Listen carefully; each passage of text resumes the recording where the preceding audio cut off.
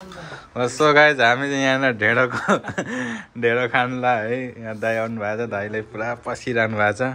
अनि यहाँ भाइहरू छ ढेँडो बनाउने उहाँ नै हो है उहाँ पुरा दिइरहेको छ है सो आज चाहिँ रमाइलो होइन मौसम पनि एकदम मौसमले च्यालेन्ज हानिरहेको थियो है सो अनि आज चाहिँ अनि दाइ कस्तो एक्सपिरियन्स भइरहेछ ढेँडो बनाउनु हैन हामी त एकदमै है रमाइलो भइरहेछ ढेँडो बनाउनलाई पछाडी हट्दिन है एकदम दाइ चाहिँ एक्सपिरियन्स वाला हैन एकदम खतरा ढेँडो आज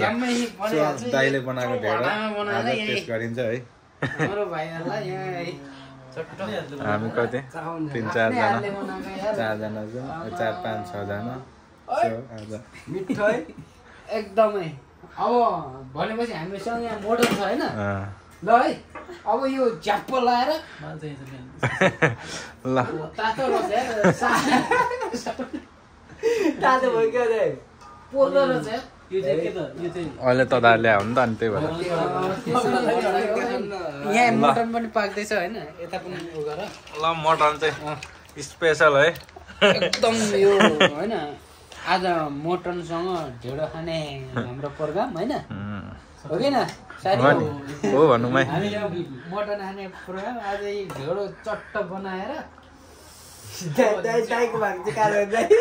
झ्याप्प लाएर ढेँडो खाने हो हैन बिल्कुल बिल्कुल अनि दाइको भाग चाहिँ कालो दाइ कहाँ सबै मलाई दिएको थियो ल हालौ ओके अरे यार सब भइरहेछ के बिस्तारै बिस्तारै है बिल्कुल बिल्कुल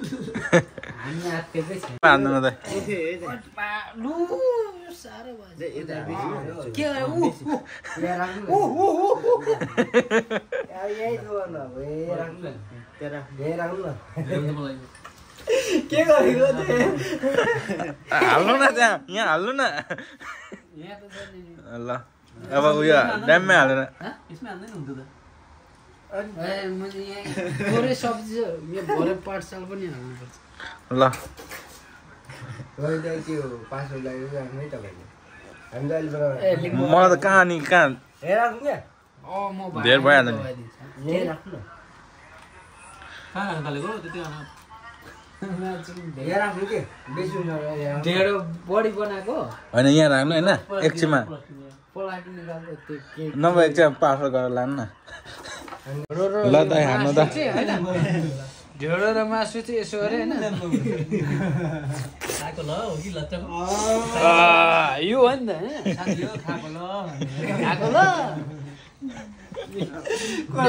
यस्तो तानेर होइन यस्तो मासुमा चोबेर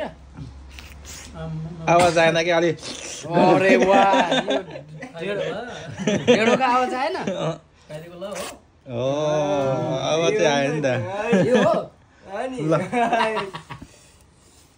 गाह्रो छ के केही नपुगे जस्तो भयो कि खोइ पानी चाहिँ कता गएछ पानी त्यही तपाईँकै थियो